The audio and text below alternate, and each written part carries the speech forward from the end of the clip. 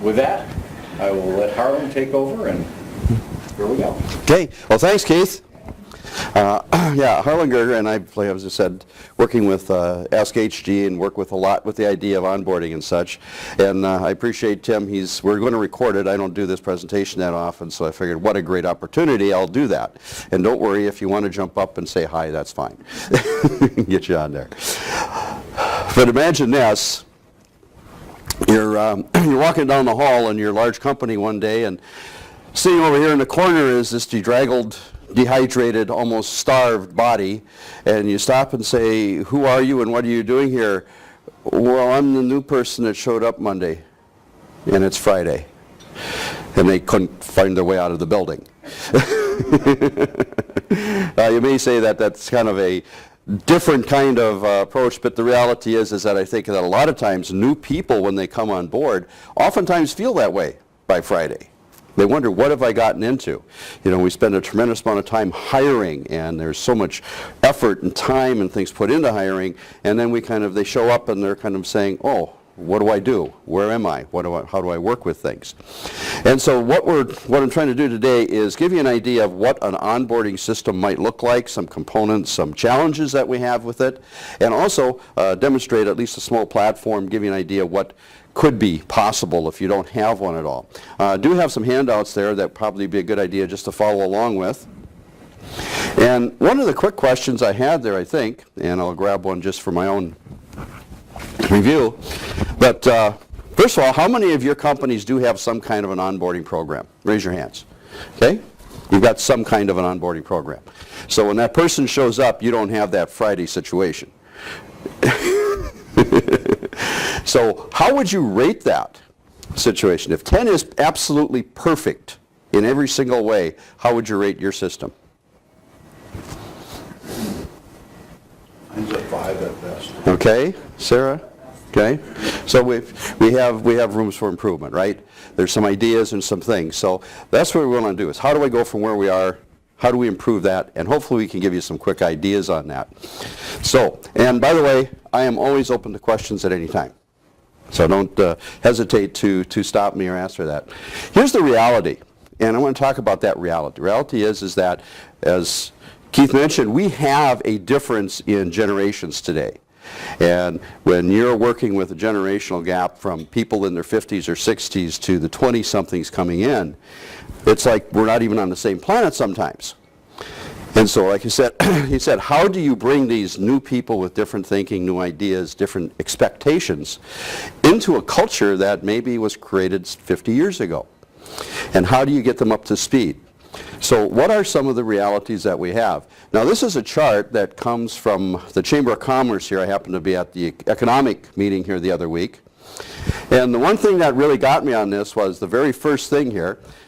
This is what are the challenges that the companies in this region feel are going to be their biggest challenges in 2013. Isn't it interesting? Difficulty in attracting, retaining qualified employees. That was their number one. Over 80% of all companies felt that that was a challenge. So is this an issue? And by the way, is 3% unemployment a good thing or for hiring? Everybody who wants to work, working in a bunch of people who don't. Yes. I always say 3% is zero, because you're basically getting the situation. I know I talked to back in the 80s when we had this real low unemployment type of thing. They said guys would show up on the morning, they go for lunch, and they wouldn't come back. And it was just manufacturing, other people just having a real challenge. So we're on very low employment in this region. So the thing is, how do we, when we do get that good hire, how do we keep them? How do we get them up to speed? How do we get the most out of them with it? Whoop. There it is. Oh, there we go. Okay, we've hired our person. We're jumping around, joy, joy, joy, right? We have hired the perfect person. We went them through 4 interviews. We ran them through profiles. We've had 6 people interview them. They are the one, right? Been there? So we're excited. About a month in, what's the matter with this person? Why aren't they performing, right?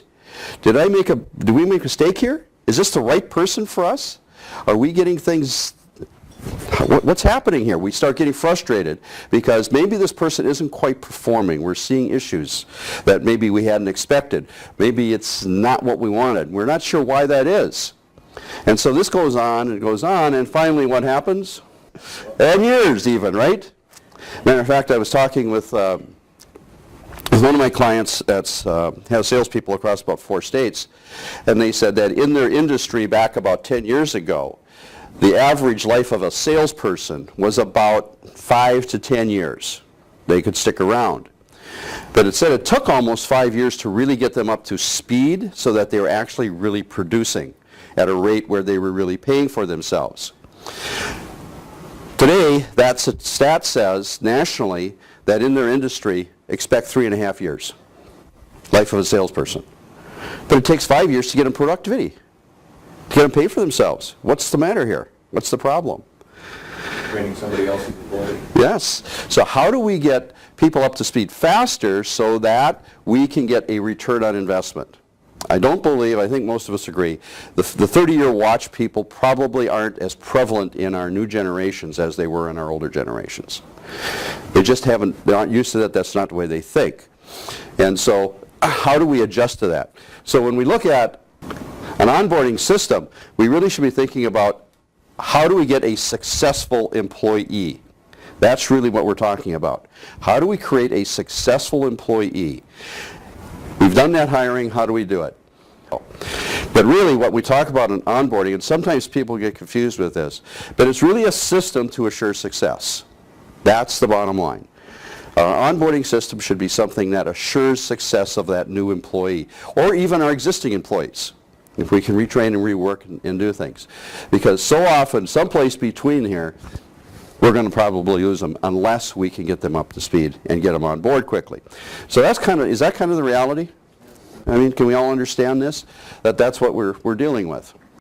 Remember our 3 books, Bypassing No, Body Language, and Influence Language to Get More Yeah, The Selling Gap, Modern Day Selling Ideas for Today's Market, Business Expert's Guide to Business Success, Learning How to Build Your Business Through Expert. All 3 are available at Amazon or our website at AskHG.com.